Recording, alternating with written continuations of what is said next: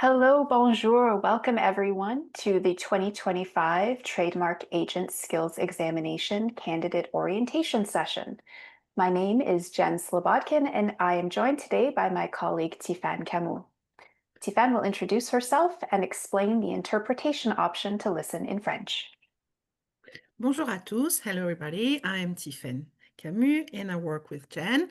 Donc pour nos agents francophones, nous avons, comme pour la dernière fois, une interprétation en français. Pour cela, il suffit de cliquer en bas de votre écran sur mots et vous avez un globe avec écrit interprétation dessus. Merci beaucoup et bonne présentation. Merci.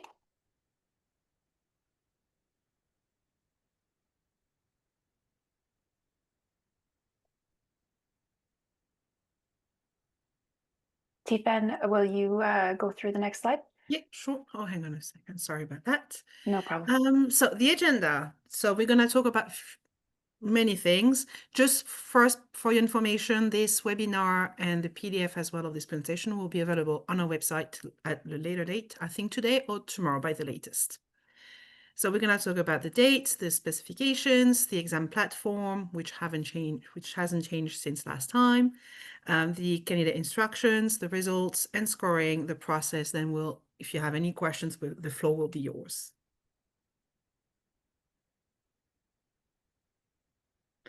All right, so the examination date, so that will be September 16th from 1 p.m. to 4 p.m. Eastern Time for component A, and component B from 1 p.m. to 4 p.m. the day after on September 17th. Thank you very much, Tifan.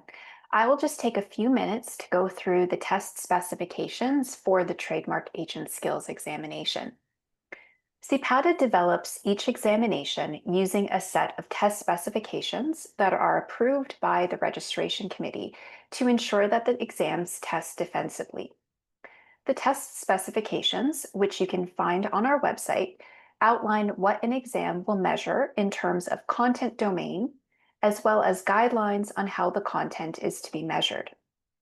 Such guidelines are expressed in terms of structure, so it provides information about format, length, and cognitive level, and context, which are the circumstances in which examination questions are framed and that can influence their interpretation.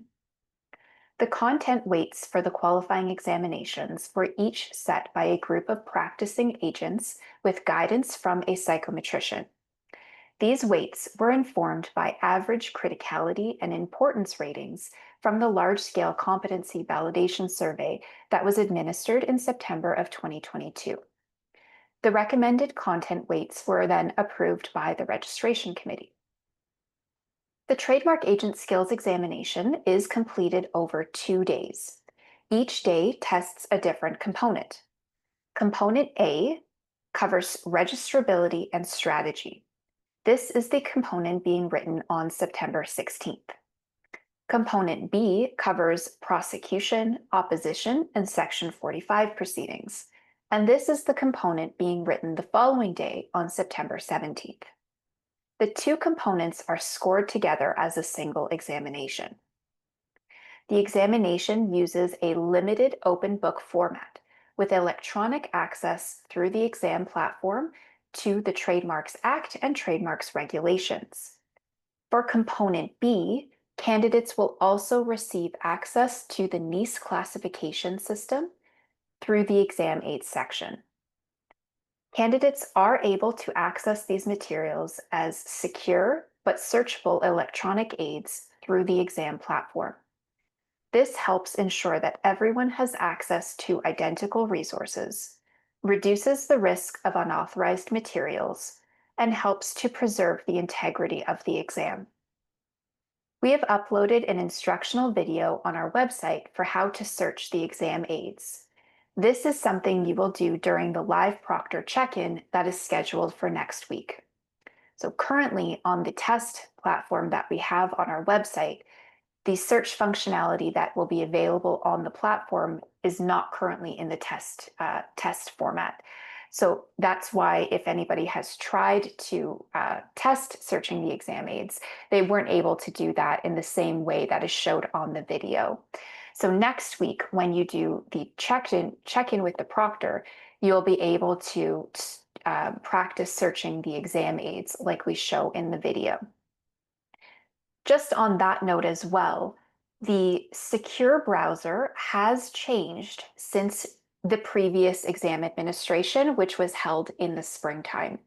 So everybody, regardless of when you wrote the knowledge exam or if you are a rewriter on the skills exam, everyone must uninstall the old version of the test or of the exam platform, the secure browser, and reinstall the newest version, which is linked on our website. So when we go to the website, I'll show you where you can find that information, but you will need to do that to prepare for the live proctor check-ins that are scheduled for next week.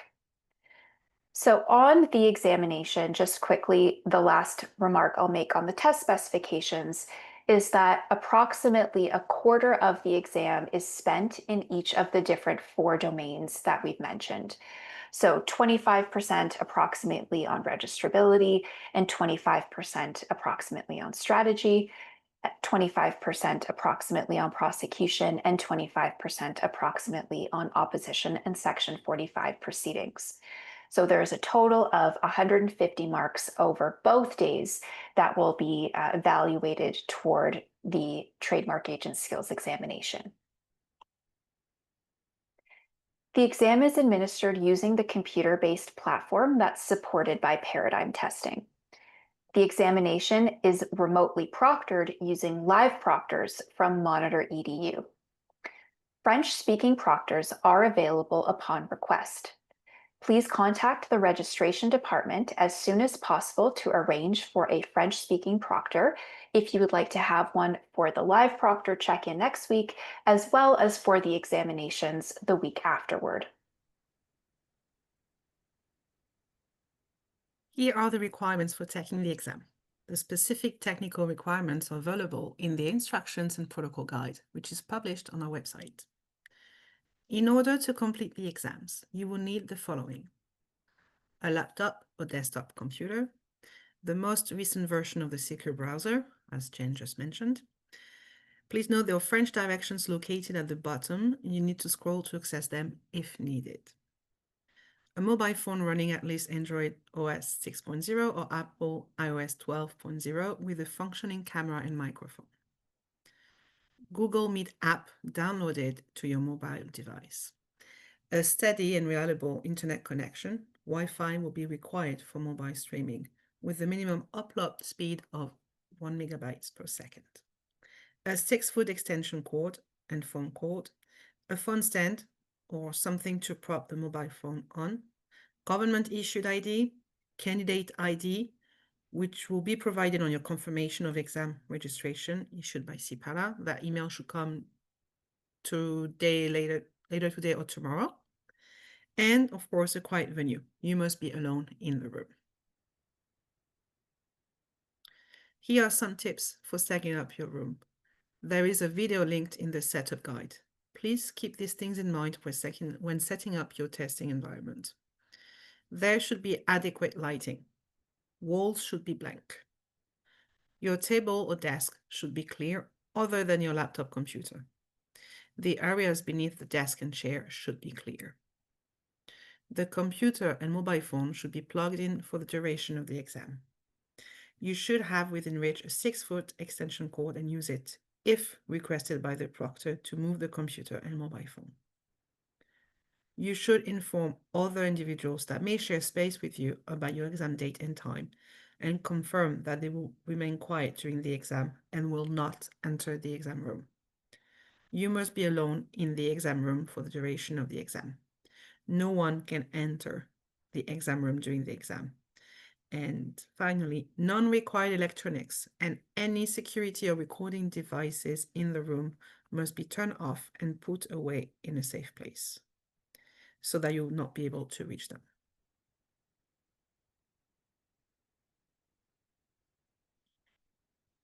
Okay. Next slide, thank you. Connecting with the proctor to test the exam platform is now a mandatory requirement. This is true even if you have previously tested before. The live proctor check-in instructions are provided in the instructions and protocol guide. If you do not participate in this process, any request to notify an examination attempt for technology-related reasons may not be approved. Proctors are available 24/7. You will be able to test your computer system and ensure everything works properly before the exams are written the following week. This is not a full mock practice exam. You will only be presented with the published practice exam questions again. This is to give candidates more familiarity with the platform and what to expect on exam days. The instructions for connecting with the proctor for the checking are published on our website. Yes, and I will give everybody an overview of the website when we've done the slide deck, so I can show you where this information can be found.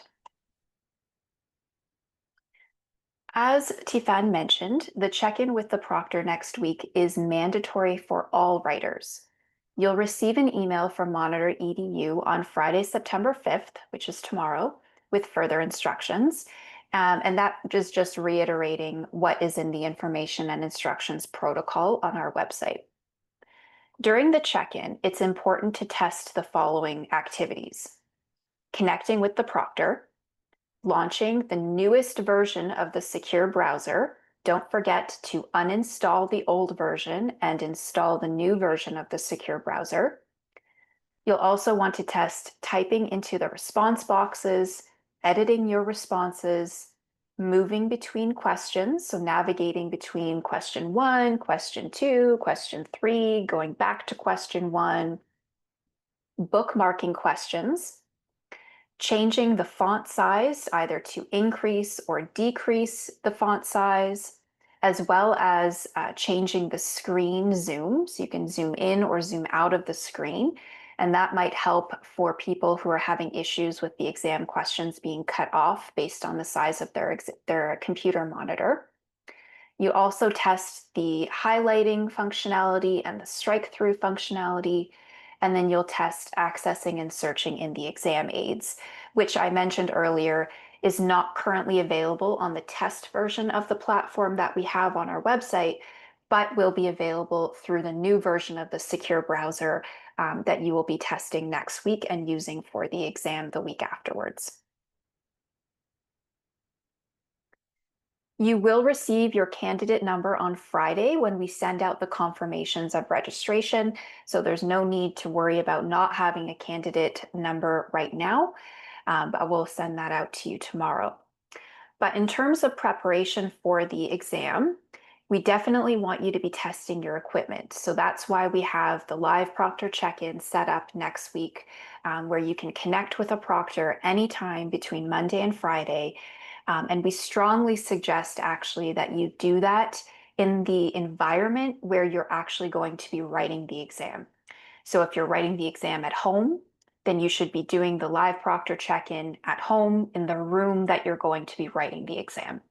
If you're writing the exam at your work location, then again, you'll want to do the live proctor check-in at work so that you can make sure that all of the testing functionality and the platform works in your environment. I would strongly recommend that people who are testing at work speak with the IT department that supports your organization ahead of time, because there will likely be firewalls or some other type of security measure in place that might actually prevent you from being able to use the secure browser in your work environment. So it's very strongly recommended that if you do write at your work location, that you confirm with your IT department that they will be able to assist you next week if necessary while you're doing the check-in, and that they will be able to assist you if necessary on the exam days, so that they can assist with any, as I said, hardware issues or network issues that you might experience as a result of the secure browser. So testing your equipment ahead of time and not on exam day is very, very important. ID, you're going to need to have your government issued ID with you for proctor check-in, and that's a photo ID, so we can make sure that the person that's writing the examination is the person that is registered with CPATA as the agent in training. And then finally, as I mentioned, your candidate number. Your candidate number is not your CPATA ID. Your candidate number is a unique number that is anonymized to you, so that when we do the marking process, the exam advisory group does not have any indication of which exam belongs to who. All they see is the candidate number. The candidate number is, as I mentioned, anonymous and just for you. We don't use your CPATA ID because your CPATA ID is public information, and so people could look you up afterwards if they so wanted to. And we want to make sure that the process of scoring is anonymous. So those 3 things to keep in mind for preparation for the exam.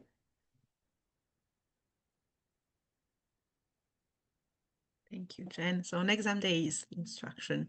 So this step is very important. If you do not connect with the proctor, you will not be able to access the exam. You must connect with the proctor first. This is the same process that candidates followed to connect to a proctor before the knowledge exams earlier this year, or last year for some of you.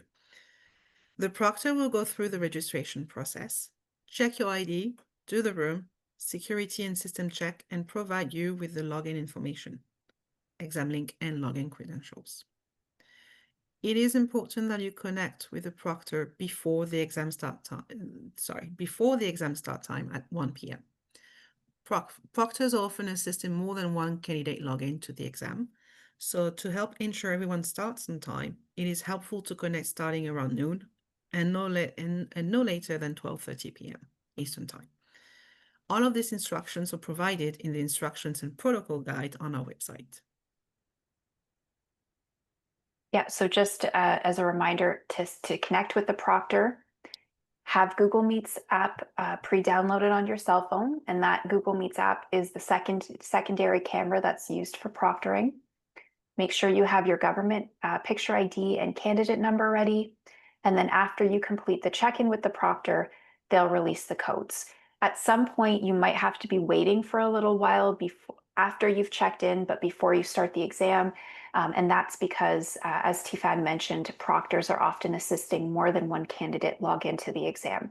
So once you're set up and ready to go, then you just have to wait patiently for the exam codes to be released, and then you will be able to launch and start the exam. During the exam, you may not access the following types of personal items: mobile phones. The only mobile phone that you're allowed to have with you is the one that you're using for proctoring. You cannot have access to any other mobile phones or other electronic devices. Headphones or headsets, wired or Bluetooth, handheld computers or other electronic devices, watches, wallets, purses, bags or coats, books, notes, or any other materials. Also, you may not wear hats or other head coverings unless they're worn as a religious observance. Please note that you cannot bring any pre-printed materials with you to the exam. This includes copies of the Act and regulations. As previously mentioned, candidates are able to access these materials as secure but searchable electronic aids through the exam platform. This helps ensure that everyone has access to identical resources, reduces the risk of unauthorized materials, and helps to preserve the integrity of the exam. Thank you, Tifan. Okay, so I'm going to talk a little bit more about what you might expect on the exam days. The first is incident reports. Monitor EDU uses Google Meets to support their proctoring services.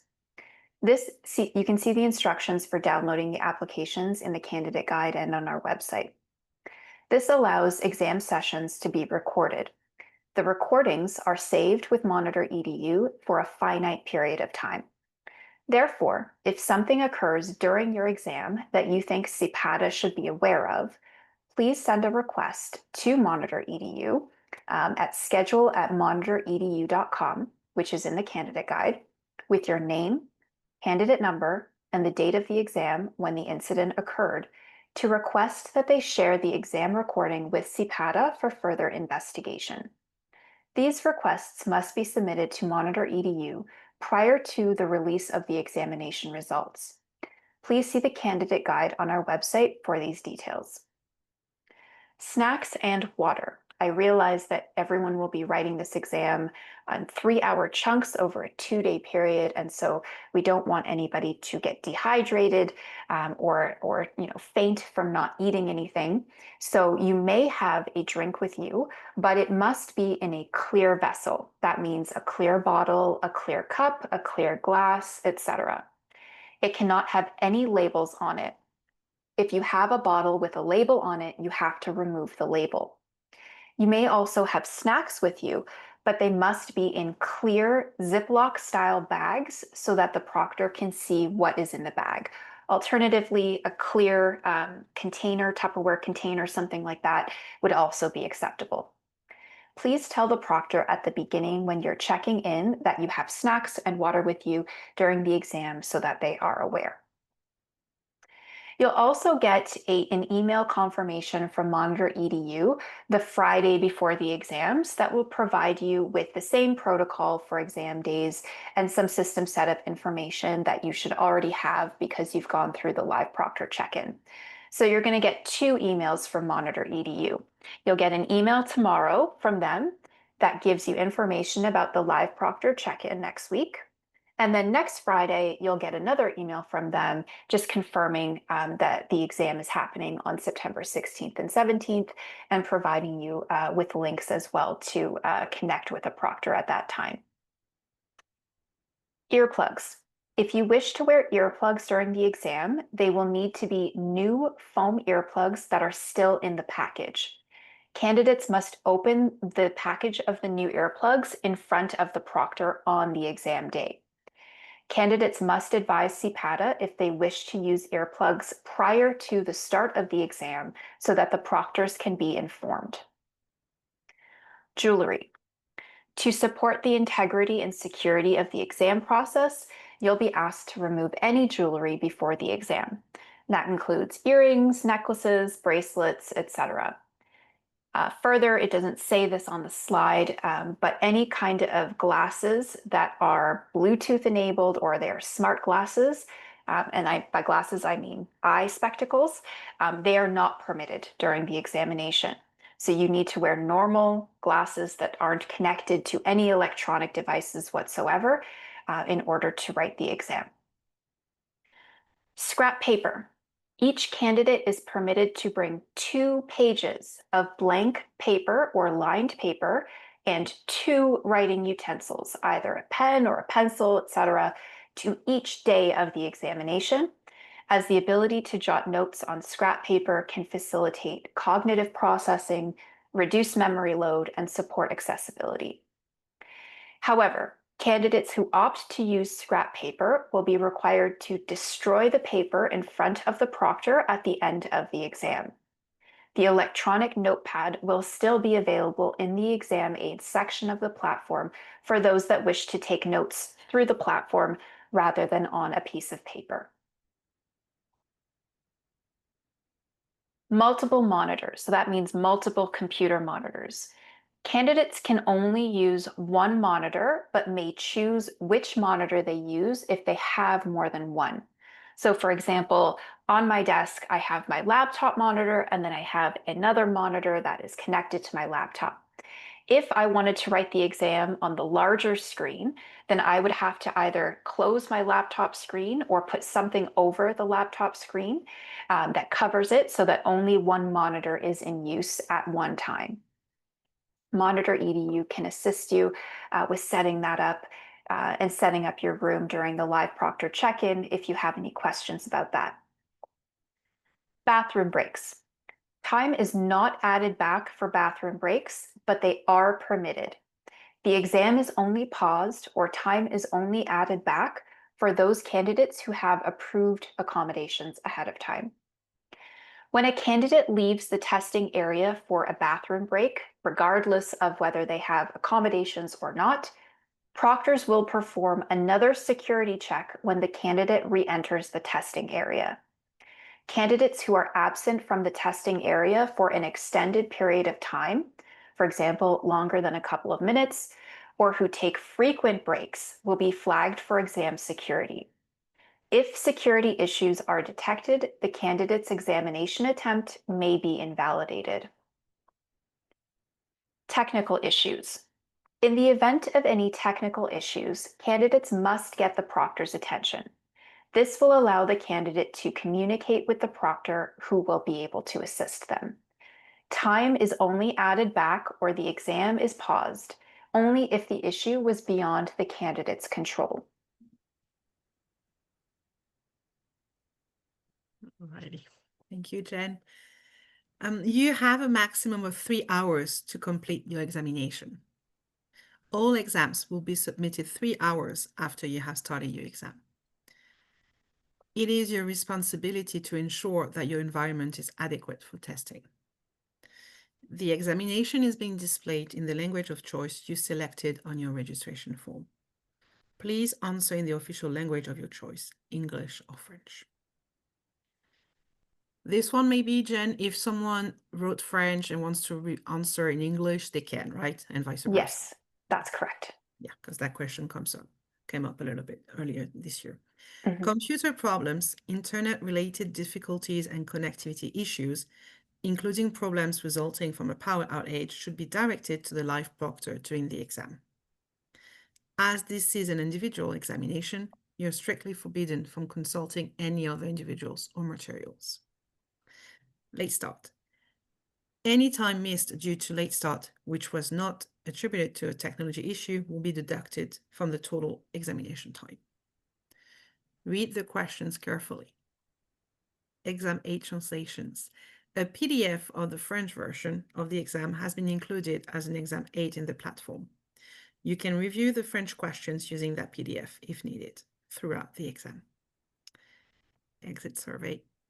Upon submission of the exam, you will be presented with a link to an optional survey that asks about any issues you may have experienced during the exam. To complete the survey, click on Survey on the submission page.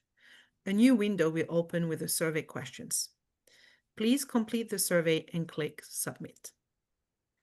Once the survey has been submitted, close the Survey tab and then click on Close on the exam submission page. Note that once your exam has been submitted and you're presented with the survey page, you will not be able to go back into the exam.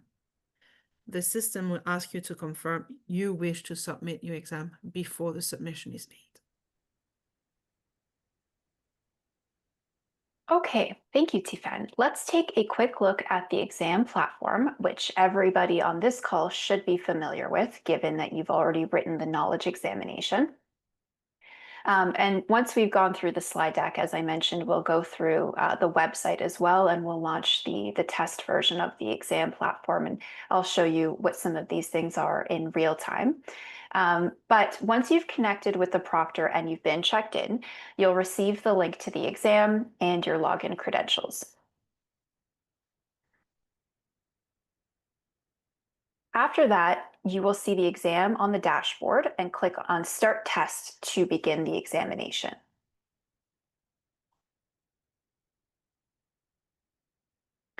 The very first thing that you're presented with after you click on Start Examination are the instructions and the candidate agreement. The instructions and the candidate agreement that are online on the test version of the exam right now are the same that will be presented to you on the exam on exam days. So feel free to go to the sample exam links that are on our website and read through the instructions and read through the candidate agreement as many times as you want to before the examination, so that when you actually start the examination on exam day, you don't have to worry about rereading all of that information. All of that is available for you to review and to read ahead of time, and it will be the same instructions and candidate agreement that are presented to you on the exam days. So once you've clicked on Start the Exam and you're presented with the instructions and the candidate agreement, the clock for the exam hasn't actually started yet. So even if you wanted to take 5 minutes or 10 minutes to read through these instructions again on exam days, that's more than fine to do, and you will not be penalized from a time perspective to do that.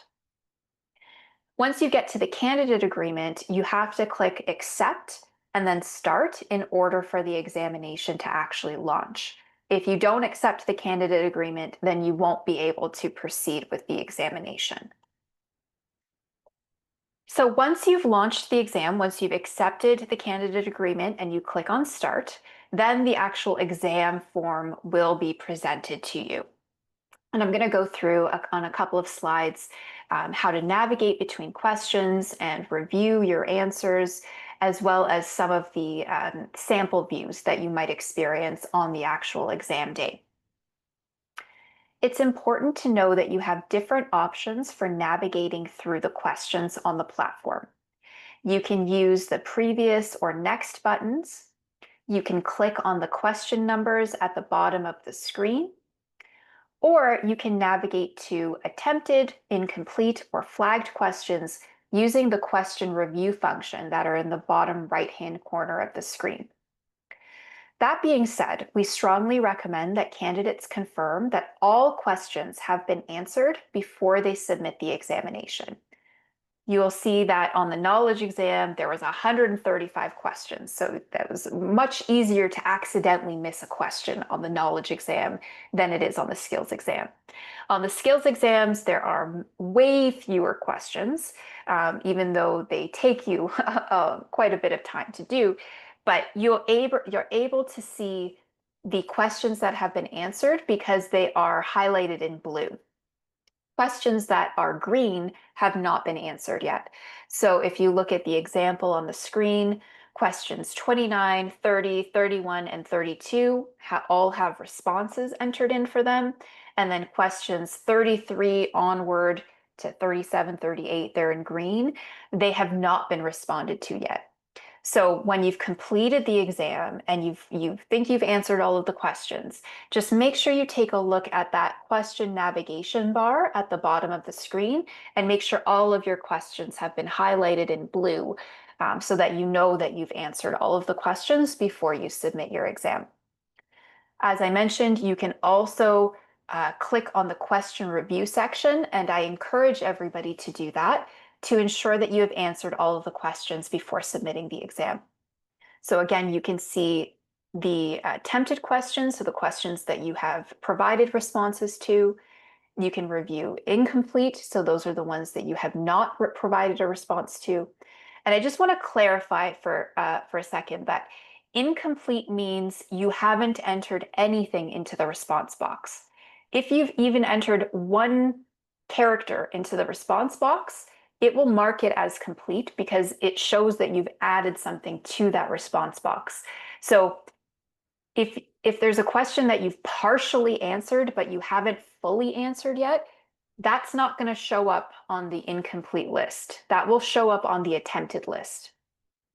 So when you're going through and making sure that you've answered everything, you want to make sure that one, everything has turned blue at the bottom, but also you go back and actually review all of your responses to make sure that you've completed your answers to those questions so that it's not confusing and you don't think that just because it's not marked as incomplete that you've actually completed that question. Here is a sample view of one of the exam questions that you might be presented with, and we call this the split screen view. So on the split screen view, on the left-hand side, you're presented with the fact pattern or the background materials for a question or a question set. On the right side of the platform, that's where you're presented with the actual question and the response box. So we often use this setup if the background materials are very lengthy and you want to be able to view and scroll through them at the same time that you have your response box available. Or if there are a few questions that are related to the same background materials, then we do that as well. The other type of screen view that you might see is just a single screen view where the background materials are provided at the top of the screen. And then if you scroll down, then the actual question and response boxes are visible a little bit further down. So those are the two types of question formats that you'll find on the skills examination. You can see in the top right-hand corner here, let me see if I can put the laser pointer, try to do a laser pointer here. Right here in the top right-hand corner of the exam platform, that's where the counter is. So you'll be able to keep track of how much time has elapsed. It will count down from 3 hours. So it doesn't count up, it counts down. And as Tifan mentioned, after at the 3-hour mark, regardless of where you are within the exam platform, it will auto-submit your exam for you. Otherwise, you are responsible for actually clicking on the submit button to make sure that your exam is submitted before you complete the exam. The exam aids are also on the right-hand corner of the screen, and they're on this little tab here that's actually going to be moved over and kind of hidden on the right side of the screen.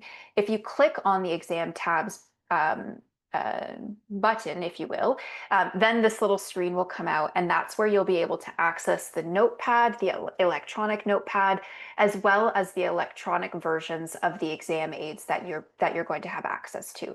And that includes the Act and the regulations, both for component A and component B. And then on component B, you also have the NEIS classification exam aid in that section as well. So that's where the exam aids are found. In terms of functionality, there is a highlight function and a strike through option. I'll just turn off this laser pointer here. So in order to do that, and we'll go through that, we'll test that afterwards, is you just select the text that you want to highlight, and the little highlight and strike button will become available, and you just click on highlight or strike through, depending on what you wanted to do. That might be helpful for people who are more visual, who want to, cross out information that's unnecessary for a question or highlight information that is necessary for a question. And that might help you respond to some of the things we're asking you to do. I'm not going to stop sharing, or I'm not going to stop the presentation yet. We'll show you the website afterwards. In terms of font size and screen zoom, there's a couple of ways to change the size of the questions and the font that are presented to you on your screen. So you can use the font increase or decrease to change the size of the text. You can use, I think it is control on a PC and command on a Mac, I believe, so control plus or control minus or command plus, command minus, to zoom in or zoom out of the exam window screen.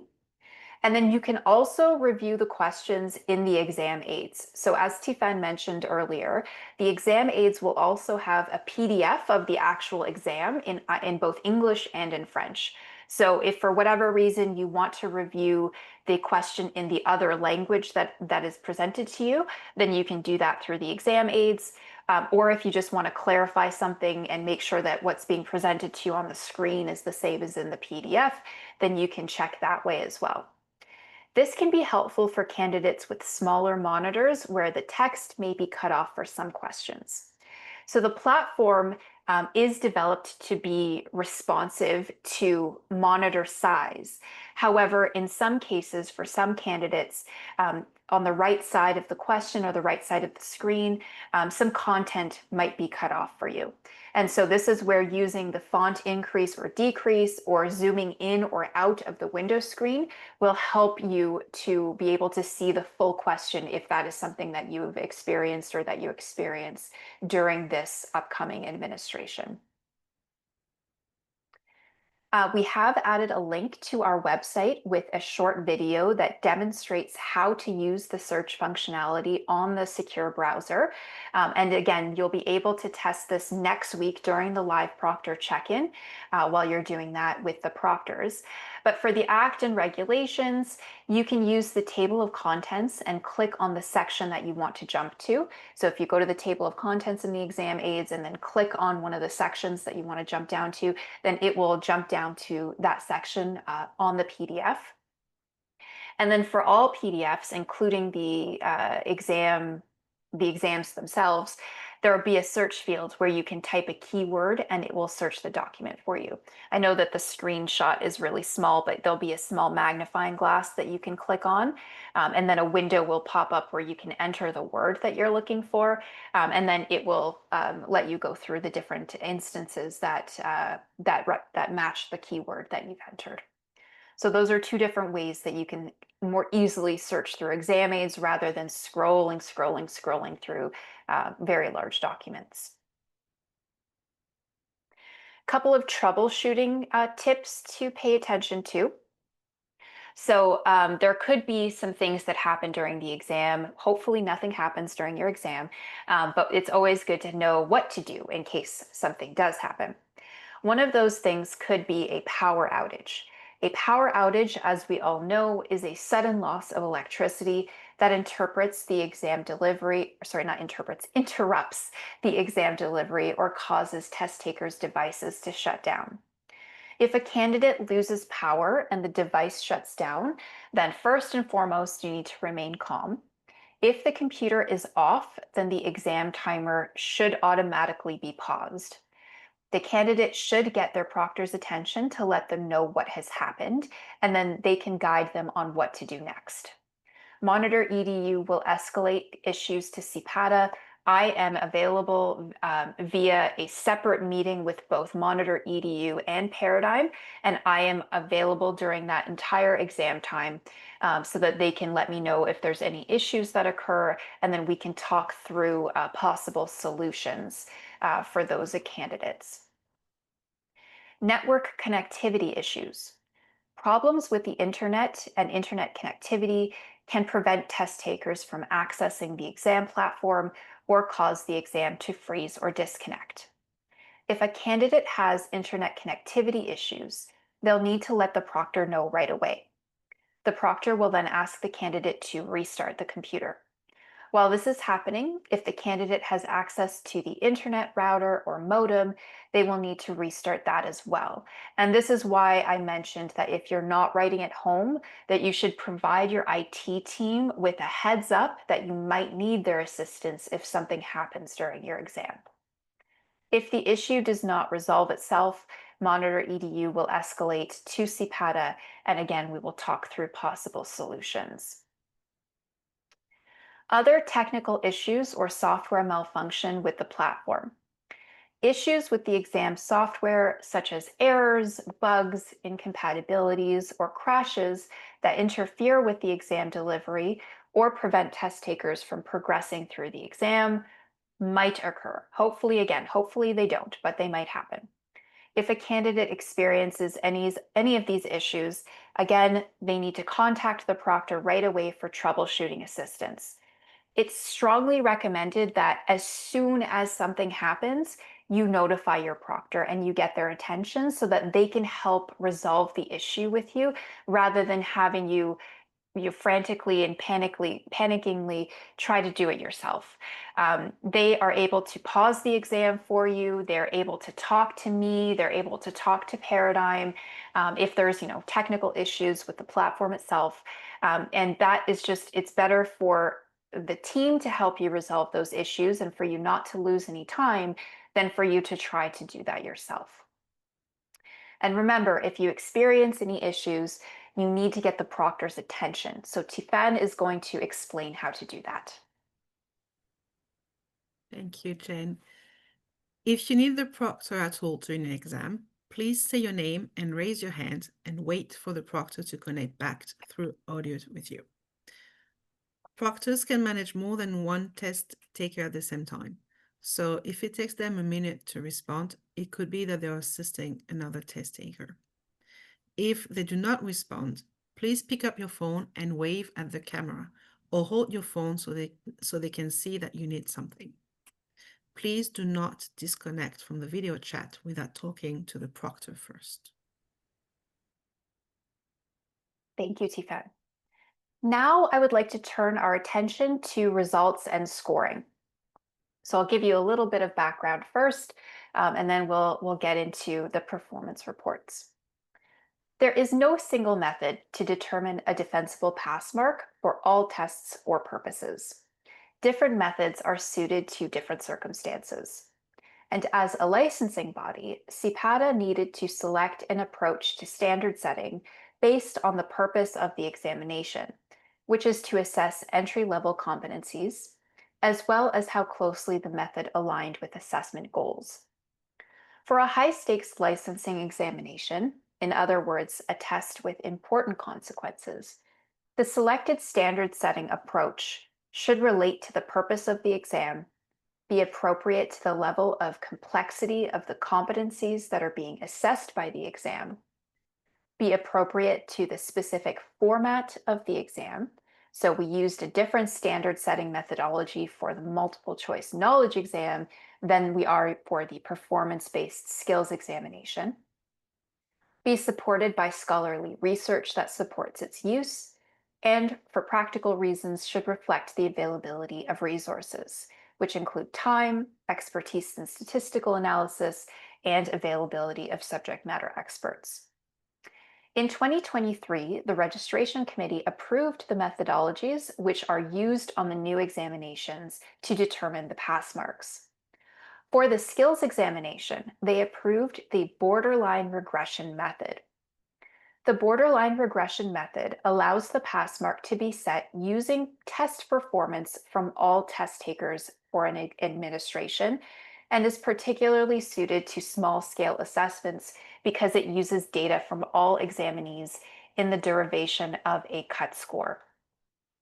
Consistent with other high-stakes examinations, a minimum standard will be determined through the borderline regression standard setting process, which involves the exam advisory group, who are practicing agents.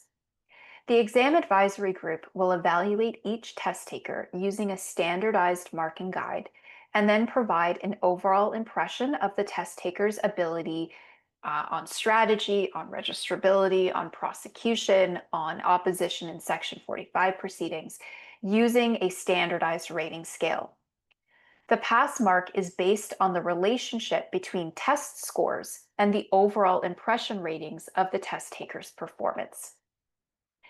We do this because exam questions and content change year over year, and so the cut score should be a reflection of the difficulty of the examination form.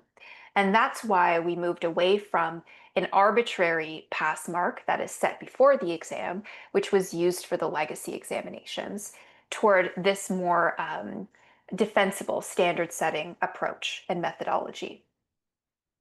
Candidates who demonstrate competency on this exam will not receive a performance report. So the result competency demonstrated means that performance on the exam met or exceeded the minimum standard, showing a general understanding of the skills associated with trademark agent practice. And subject to meeting the other requirements like residency and good character, the candidate is eligible to apply for a Class 1 license. So on the knowledge examinations, all candidates received a performance report, whether they demonstrated competency or they did not yet demonstrate competency. On the skills exams, because they're kind of the last hurdle that you have to get over before you're eligible for full licensure, if you receive an outcome or overall result of competency demonstrated, then you'll just receive a letter pretty much congratulating you for completing this examination requirement. Candidates who do not yet demonstrate competency will receive a performance report, which outlines the candidate's performance, and it looks very similar to the performance report that you received for your knowledge examination. The results competency not yet demonstrated means that performance on the exam did not meet the minimum standard. The candidate did not yet prove a sufficient understanding of the general skills associated with trademark agent practice. The candidate may have gaps in their understanding of key skills. This result suggests that the candidate needs further preparation and study before reattempting the trademark agent skills exam or engaging in trademark agent practice. The performance report also includes an overall performance descriptor that compares the candidate's performance to the minimum standard.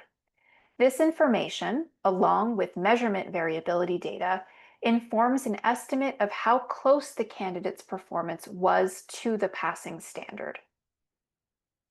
Candidates who receive an overall result of competency not yet demonstrated would receive a corresponding performance descriptor of either approaches the standard or below the standard. For approaching the standard, the candidate's performance on the exam was close to the passing standard, showing some potential. However, improvement is needed to meet the standard. For below the standard, if the candidate's performance on the exam was well below the passing standard, then further improvement is needed.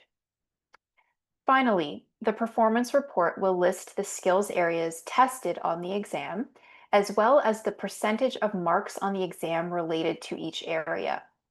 Skills areas with more marks have a greater effect on your overall performance.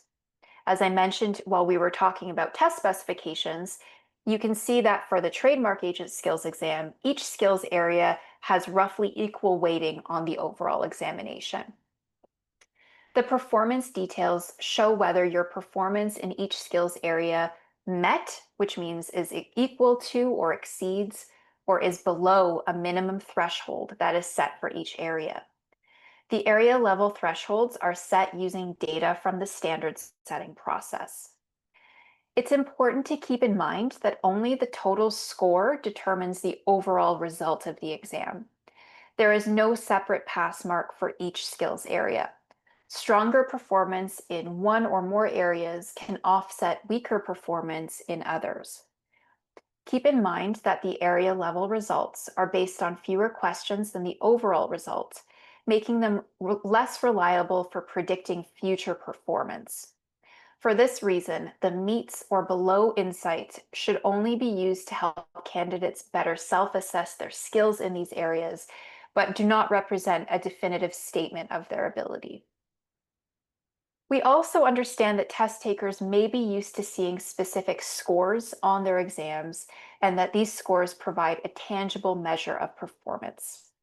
However, the primary purpose of our qualifying examinations is not to rank order test takers or precisely measure their depth of knowledge or skill. It's rather to determine whether the test taker has achieved a certain level of minimal competence. The important question is not how much better did one person do compared to another, but has this person met the minimum level of competence required to practice safely and effectively? We can think of the licensing process in terms of a series of hurdles. The goal of completing these hurdles isn't necessarily about how much faster one person is than another. The primary objective is to determine whether each person can successfully complete each hurdle. A person who clears the hurdle by 1 inch is just as successful as in this context as a person who clears them by a foot.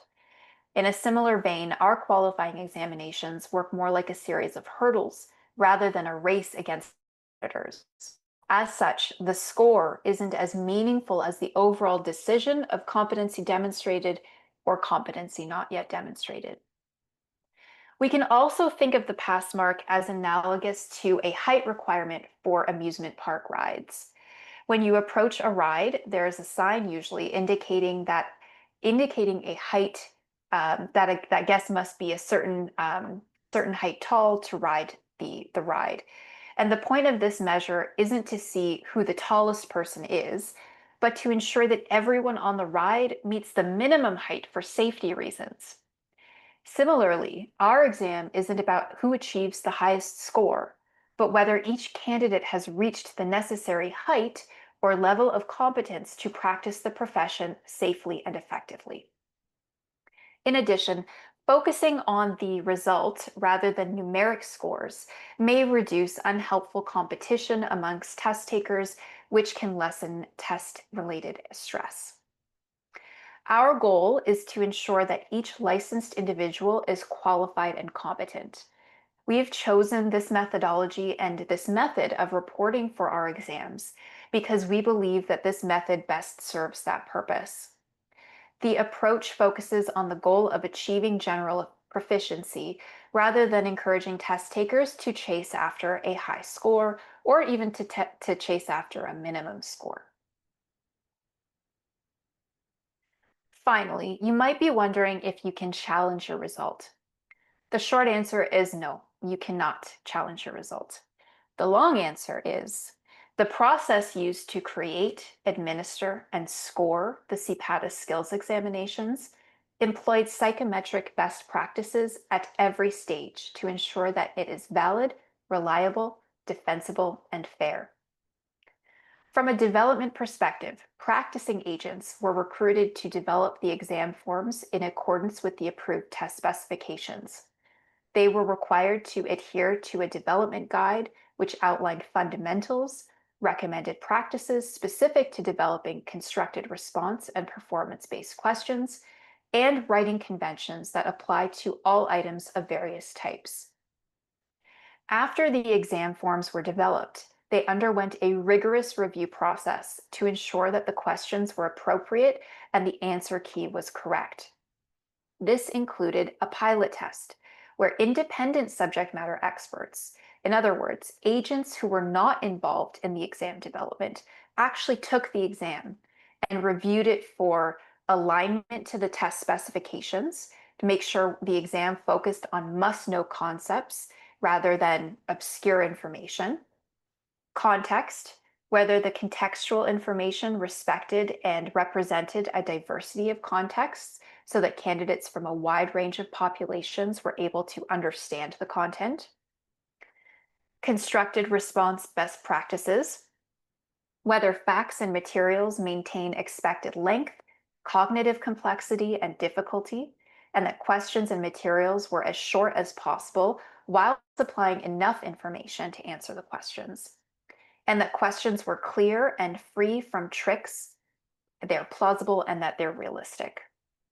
They also looked at it from a time perspective, whether test takers can complete the exam in the 3-hour time frame, and overall writing.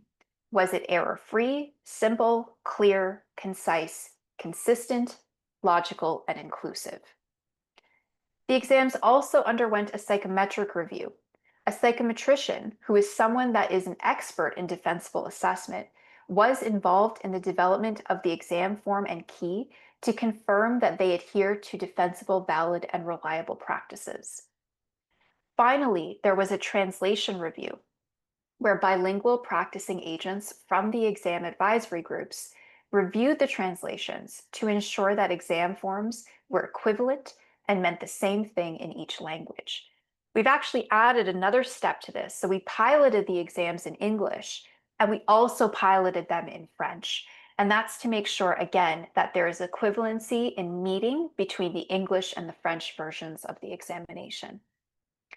We've also implemented several procedures for marking. Before marking begins, each exam advisory group member must go through and receives general training from an expert in defensible assessment, our psychometrician, and they take part in specific training for the part of the exam that they are marking.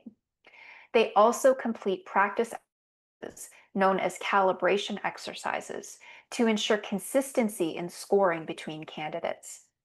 The exams are then marked using a detailed scoring key, which is updated as needed during the marking process to keep it consistent and accurate. 2 independent markers score each exam submission. Each marker does this independently, recording their own score. Then, the marking pair discusses discrepant marks at the question level. After discussing, they agree on a final score for each question or set of marks. And before finalizing scores, each exam is checked for errors such as missing scores, incomplete rating scales, or any data entry errors. Any errors are corrected and reported to the relevant advisory group. After marking, we determine the pass mark using the standard setting process that I described earlier. So we employ the borderline regression analysis. Once the pass mark is calculated, we identify borderline cases. These borderline cases are then automatically rescored by the examination advisory group, who did not mark the exam initially. So the borderline cases are actually marked by 3 separate exam advisory group members. These reviewers do not see the original scores, and that helps to avoid bias and ensure a fresh perspective.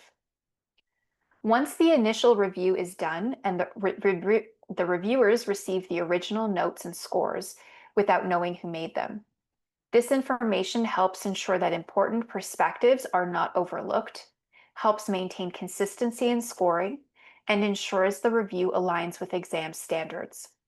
Anonymizing the notes and scores helps prevent bias and ensure fairness. The reviewer's mark is averaged with the original mark, giving both equal weight. This balance combines the benefits of collaborative marking with the independent assessment of the reviewer. In exceptional cases, such as where there is a significant difference between scores, we may modify or enhance this review process to maintain fairness. Finally, the registration committee will approve the pass mark and the results are finalized using that information. Any additional borderline cases that are identified after the pass mark is approved are reviewed according to the process that I just described. The results file is checked for accuracy before the performance reports are generated. That being said, candidates are not permitted to access or review their exam materials after the exam is administered. Further, the exam materials will never be made public and they will never be posted on our website.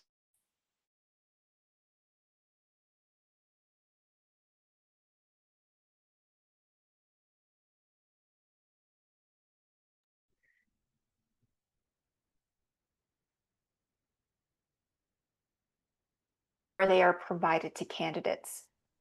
The borderline case review. Oh, I'm getting a message that's saying my internet connection is unstable. Can you still hear me? I can hear you. Okay, just making sure I haven't disappeared. Yeah, can you please repeat for the last minute or the last sentence that you just said? Because it cut off for like, I would say 20, 30 seconds. Sure, okay. So I'll just go back up to the previous paragraph. So candidates are not permitted to access or review their exam materials after the exam is administered. This protects the security and integrity of the examination process, and that also means that they will never be posted on our website or be made public.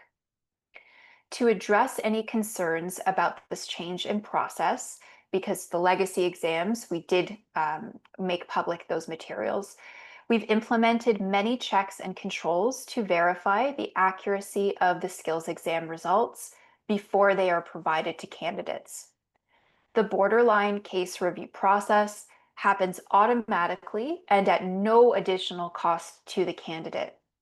This streamlined process for scoring and borderline case review preemptively addresses any concerns about the accuracy of the results and removes the stress and financial impact of the recorrection process from candidates, as each recorrection request for a component of the skills exam would cost $500 plus taxes. I'll move on quickly to number of attempts. The skills examinations are administered once per year in the fall. All agents in training are permitted to attempt the skills examination up to 2 times.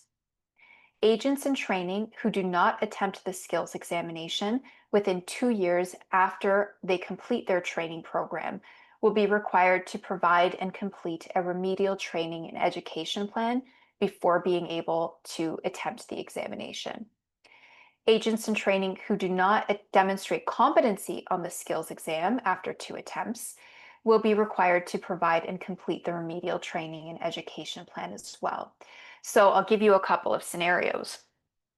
If somebody wrote the examination in 2024 and did not demonstrate competency, and then they write in 2025 and they do not demonstrate competency, then when they get their results in the new year, we'll ask them to provide us with a remedial training and education plan so that they can reestablish their eligibility for the next administration of the examination. Alternatively, if a candidate, if 2025 is their first year writing the exam, and they didn't request a waiver for 2024, then they have 2025 and 2026 to attempt the exam and to demonstrate competency. So there's some different combinations of scenarios that it could occur, but really the take-home message is we're never going to stop you from writing the examination and kick you out of the program after 2 attempts. But you will need to do something in order to show us that you're serious about improving your knowledge and skills in the areas that you were unsuccessful in before we will let you write the examination again. And that's because we want to make sure that candidates and trainees are actually doing what they need to do to pass the exam and to demonstrate competency on the exam, rather than just waiting for the next administration and then trying without having done any preparation work for it and being stuck in the licensure process for many years at a time. CPATA uses various methods to detect and address issues and irregularities. At the end of each exam administration, we solicit feedback from test takers about extenuating circumstances, such as compassionate consideration, medical reasons, or process anomalies that the test taker believes materially impaired their exam performance. Additionally, CPATA actively seeks and analyzes information from the exam test takers, exam administrators, and experts to identify irregularities in an exam administration, including misconduct. In the case of extenuating circumstances or irregularities, CPATA reserves the right to withhold results, to nullify or invalidate an exam submission, to subject any exam or part thereof to further review, and to take other action, including potential disciplinary action if appropriate, in order to preserve the integrity of the licensing process. Resources are available on our website to assist candidates in preparing for the skills examination. This includes the candidate guide, the setup guide, and what to study, the test specifications, and the sample exam. And I will show you the next couple of slides, which is just our contact information and our question slide, but then I will stop sharing and actually show you the website so that you can have a better look at where all of this information can be found. And then we'll start answering any questions that have come through the Q&A box. Alrighty, so to contact us, I'm sure you know our email address, registration-inscription. You can also call us. I'll be the one picking up the phone. If you have any questions or any concerns regarding the exam, during the exam date, we'll be online, we'll be on standby. You can also reach out to Monitor Edu with their email schedule at monitoredu.com, or you can speak to a live agent as well on the link. Okay, so we're going to open it up to questions. I've seen that there have been a couple of questions possibly coming through the Q&A, so we'll take a look at those in just a few minutes. But I'm going to stop sharing my screen right now, and I'll show you the website. If I can end my my slideshow. There we go. All right, let me pull up the website and reshare my screen. Okay, so I'll share screen 2.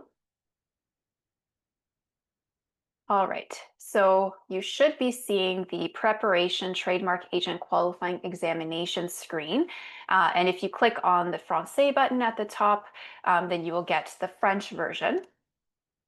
But on this page, you will find the candidate guide. So we have the trademark agent skills exam candidate guide. And this is where we've actually linked the Trademarks Act and Trademarks Regulations that you'll have access to during the examination. So we we download them from the Government of Canada website while the exams are being developed, and those are the versions that were used to develop the exam. So those will be the versions that you have access to in the exam aids. The examination instructions and protocol document also is something that you need to look at. It shows you what to do for the live check-in and for exam day, and it provides you with links and some how-tos on how to set up your room. This is the old version, but in the new version, which I think will be visible to everybody, I think I just have a cache issue on my browser, but there's a new link that is listed here in order to access the instructions for downloading the new secure browser. I'll open an incognito window really quickly to show you guys what that looks like. So you go trademark agent qualifying exams and then preparation. And then in the examinations and protocol document, there we go. That is the new version of the instructions. So I'll just quickly open that. And these are the instructions that you'll follow to download the newest version of the secure browser. Okay, searching the exam aids. If you click on that, then it'll actually start playing for you. I'm going to close it now. But that is the actual video that shows you how to search the exam aids. So you can watch that video before the live proctor check-in next week, and then test that while you're doing your live proctor check-in. In terms of what to study, we've combined the test specifications with the technical competency profile in this document. So you can have a very simple overview of the types of things that are tested on the skills exam. So you can see under registrability, it's approximately 25% of the exam.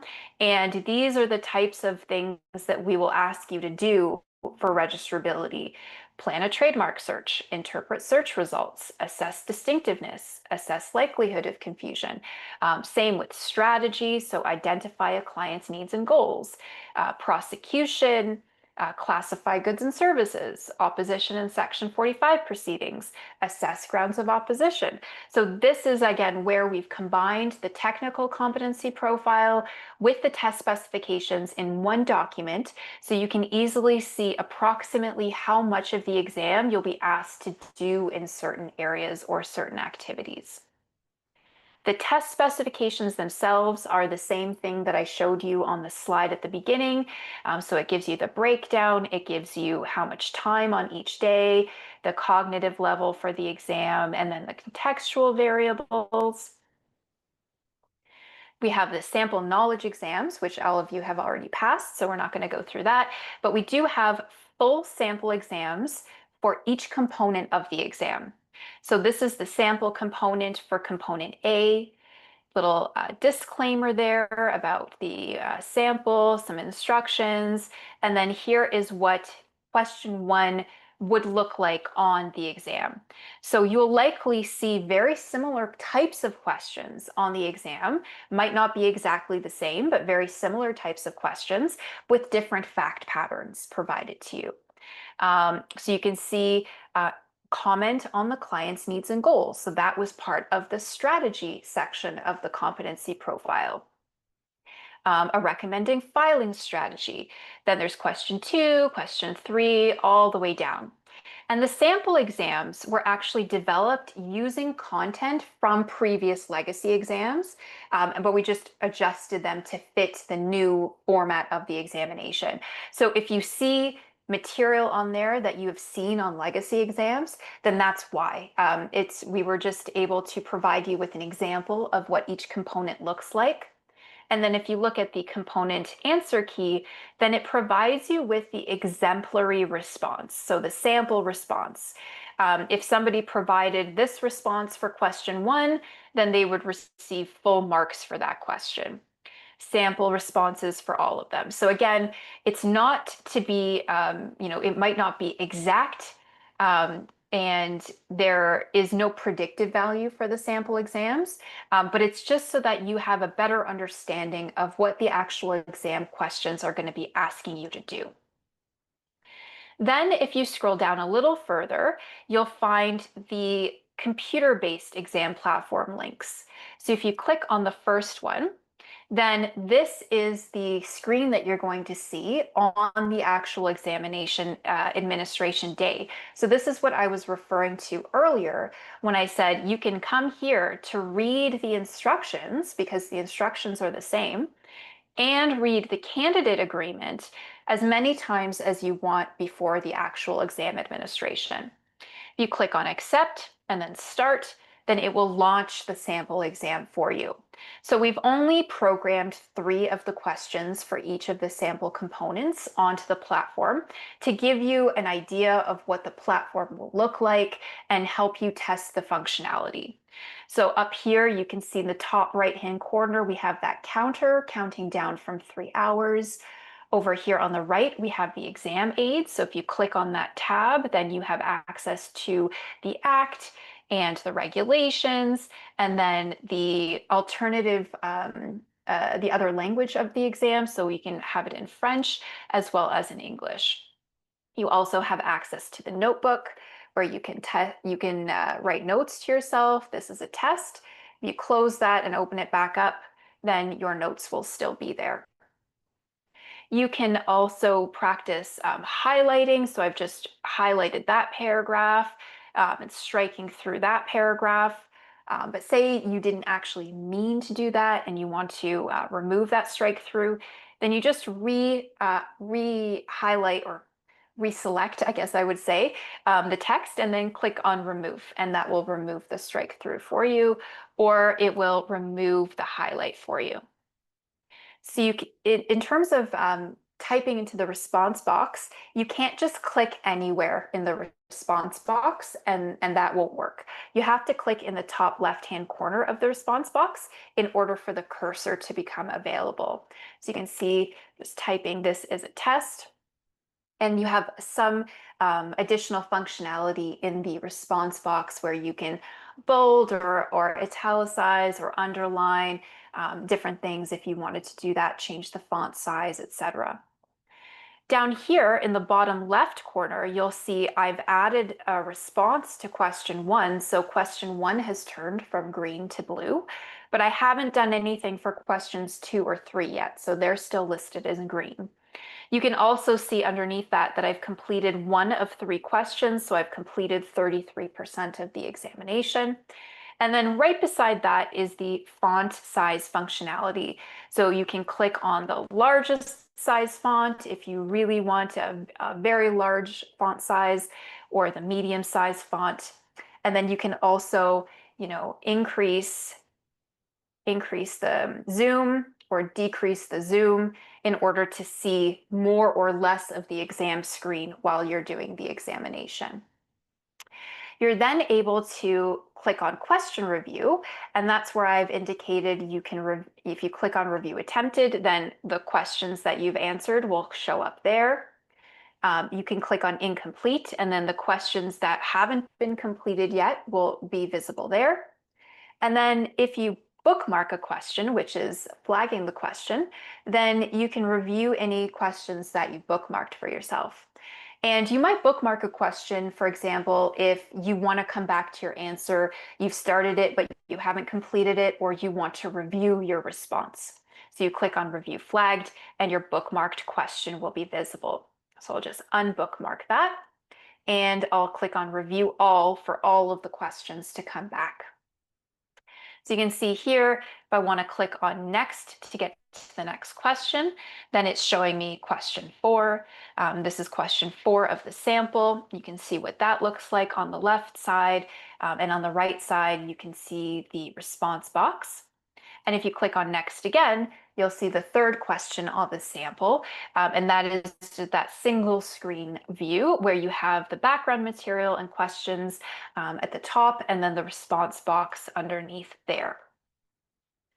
So those are the main things on the platform that I wanted to show you. Oh yes, finally in the bottom right-hand corner, if you click on submit, then you'll be presented with a question that makes you confirm that you actually want to submit the examination.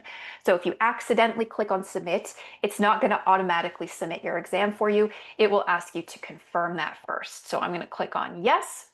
And this is the page where the survey will become available for you. So you can see after I've submitted my exam, I cannot go back into the exam questions. This is the page, and in this text here, you'll have a link to the survey that you can then fill out if you wish to do so. So I'll click on close, and then that will just close the tab. And then under orientation sessions, we're going to be removing the button to register for today's presentation, and we will be uploading the slide deck as well as the recording for today's presentation on the website so that you will have access to that likely by end of day tomorrow, if not by Monday. So I'll stop sharing my screen now. I've seen a couple of questions come through. So I'm going to go through them starting now. You The will first check one is where... some of them have already been replied during the presentation, just for your Wonderful. Okay. Where are the exam aids, specifically the NACE classification aid? Okay, so I'll show you on component B. The component B sample. I'll reshare my screen. Hold on one second. Okay, so I've launched component B, and it's in the same space as the Act and the regulations. So this is exactly what you're going to get. This is what the NACE class document looks like on our website. It is listed. It is the same one that was used on the sample exam, so this will be the one that you see on the exam platform for this year. And we have the French version on the French side of the platform. I'm not sharing yet. Not yet. Yeah, I was There going we to go. tell you that. Okay, so there we go. So if you just go click on exam aids, then you can see that the NACE class heading is listed in the exam aids there. Okay, so I'll stop sharing. Next question is, okay, we've talked about scrap paper, so you're still able to bring with you 2 pages of blank paper or lined paper and 2 writing utensils on the day of the exam. Okay, let me just see here. Are all examples of trademarks in the exercises in the same language as the exam? To avoid having to assess the meaning or descriptiveness of an English or French word the candidate may be unfamiliar with, such as slang. So we've been very careful on the exam to ensure that the questions that are being asked should be accessible to all test takers, regardless of their background, and regardless of what language they're writing the examination in. So you don't have to worry about that.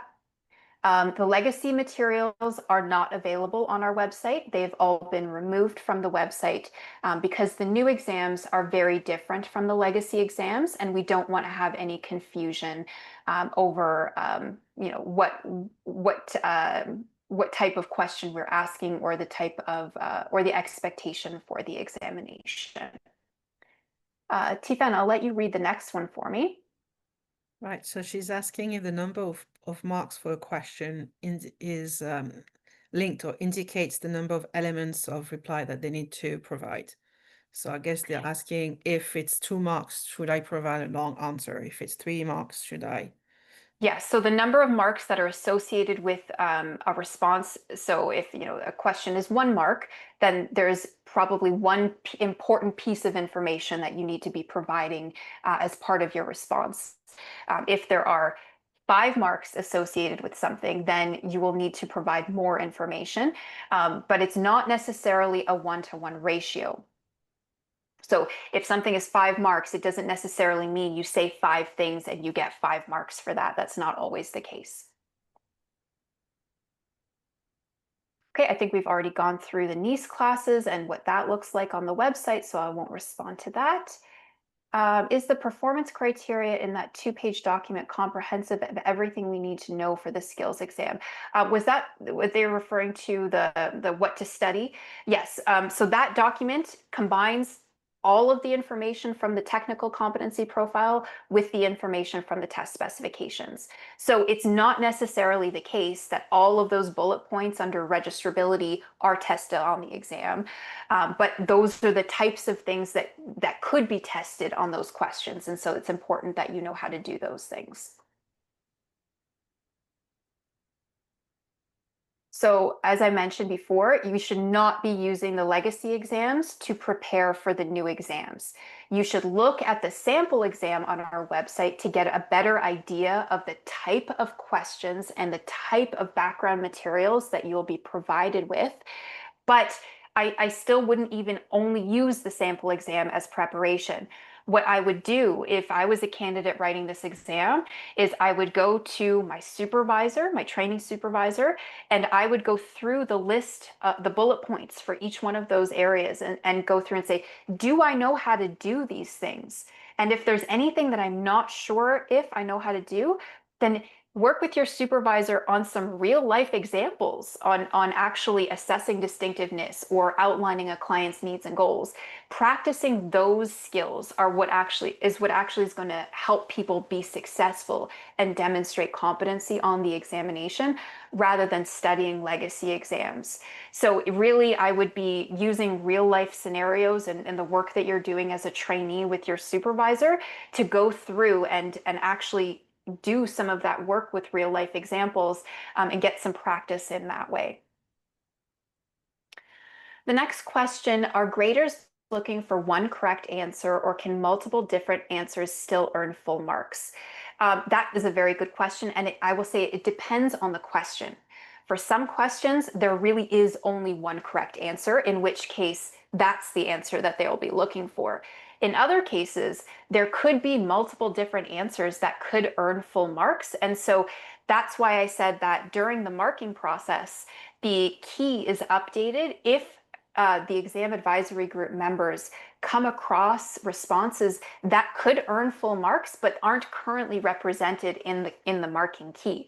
So the marking key is updated to include additional acceptable or alternative responses that could earn full marks. And there's also some questions that are actually marked using a rating scale rather than like a checklist. So they will use the rating scale to assess a candidate's response. And then that means that they're not looking for a specific correct answer, but they're looking at how well you were able to complete the action that you were asked to do. Okay, so the next one, can you kindly confirm whether the questions have a word limit in each response box on the platform? Yes, but we have set the word limit to be very, very high. I think each response limit is like 3,000 words or something like that. So you are not required to respond with 3,000 words to any of the questions on the examination. We set it so high so that you don't experience any technical issues like telling you that you've reached the word limit when you're actually providing your response. So it's there only because we have to put a word limit in terms of the functionality of the platform, but it's set very, very, very high so that you don't have to worry about receiving any kind of error messages or anything like that. If I need help from IT at work, will an IT person be allowed to come into the room to help resolve the issue? That's a good question. And what I would say is you first need to get the proctor's attention and explain to them what is happening and what the issue is before anybody comes into your exam room. Nobody is going to be able to come into the exam room or remote into your computer or anything like that. You need to be able to speak to the proctor first, explain what is going on, and then they will provide you with further instruction about getting your IT team at work involved in resolving an issue. The next, will we be tested on case authorities? So I can't say yes or no whether or not something is on the exam or not on the exam. What I can say is, as part of the technical competency profile, you are asked to be familiar with important cases that are related to the profession and various things that we're testing. So I would say that it's important as part of your preparation to be aware of important cases. And you may or may not need to cite that in a response to one of your exam questions, but it wouldn't be like a memorization exercise. It wouldn't be like, provide us with a list of facts that were related to this case or anything like that. But you might want to, refer to a case, for example, as part of your response for something. And it would be the important notable cases, nothing that would be obscure. Is it acceptable to use abbreviation for Trademarks Act and the Trademarks Regulations? Yes, it is. And if you look at the candidate guide, I believe it's in the candidate guide. Yes, in the candidate guide on page 3 of 7, I think it's looking like, there are a list of standardized abbreviations that have been previously accepted by the exam advisory group for the Trademarks Act, the Trademarks Regulations, the Trademarks Examination Manual, the Trademark Opposition Board, and practice notices. So you're more than welcome to use those previously approved standardized abbreviations in your answers if you wish to do so.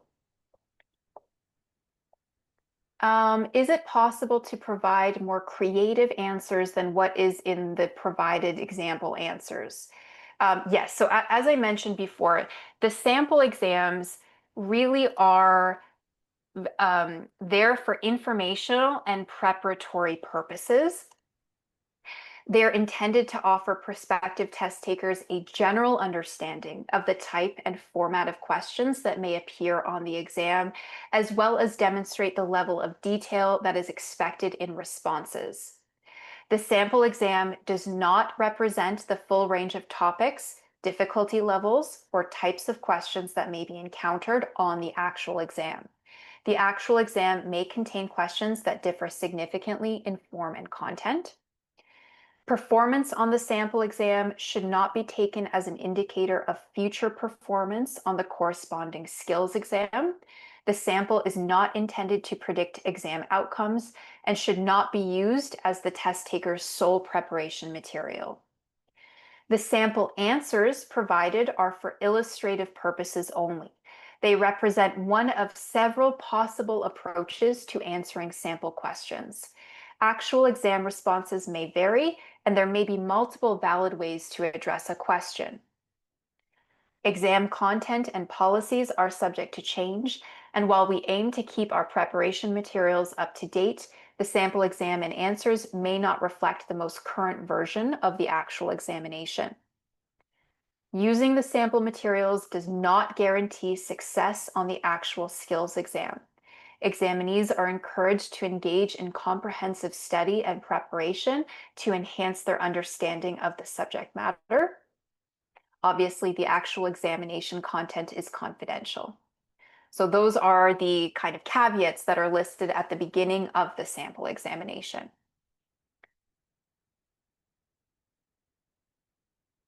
Okay, so I've already answered the questions about the NICE classification so that you can check that way. I don't think that the Control F is enabled on the lockdown browser.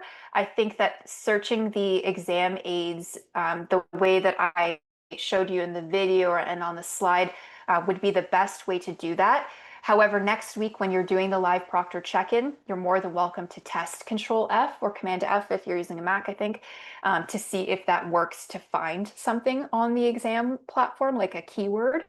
But I would strongly suggest using the two methodologies that we were advised by the exam platform provider would work. The last question I see here is, what would be more preferable, bullet points, answer, or complete sentences, since we don't have many materials to rely on? So for most questions, bullet points are acceptable. If bullet points are not acceptable for a specific question, then we will say so in the instructions for the question. So for most cases, you are able to respond using bullet points. But if there's anything that's more formal that we require, then we will indicate so in the instructions for the question. Did I miss any, Tifan? I think I Nope. got them. Okay. Alrighty. So it's 3:33 right now. We still have about 25 minutes left for this webinar. So if there's any last minute questions that anybody wishes to ask, please feel free to type those into the Q&A box now. Otherwise, you are more than welcome to contact Tifan and I through the registration email address after the webinar or anytime next week or before the exam. If you have any last minute questions or concerns, we'll also have the slide deck and the presentation posted. So you'll have access to the email for Monitor EDU if you have any questions that you want to send to them. And then next week will really be when you do the testing of your equipment and your environment to make sure that you're ready for the exam the following week. But don't forget, uninstall the old version of the secure browser and install the new version of the secure browser. That's very, very, very important. Okay. Okay, I think someone's asking how to Yes. notify us that they'd like a French proctor.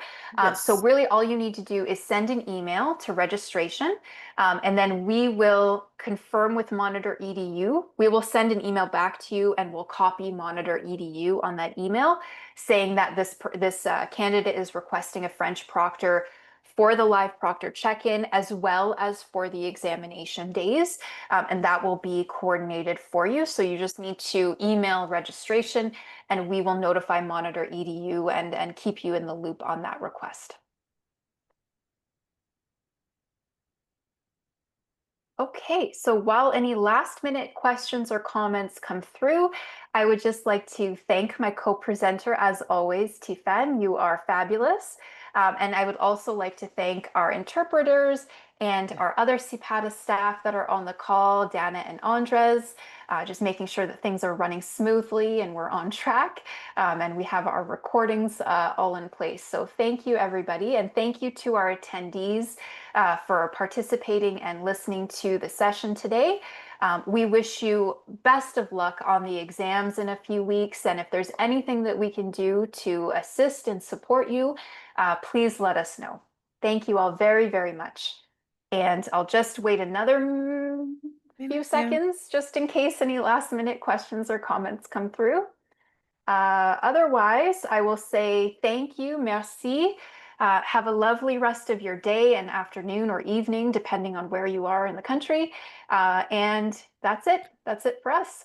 Thank you. Merci beaucoup. Merci. Thank you. Have a great day, everybody.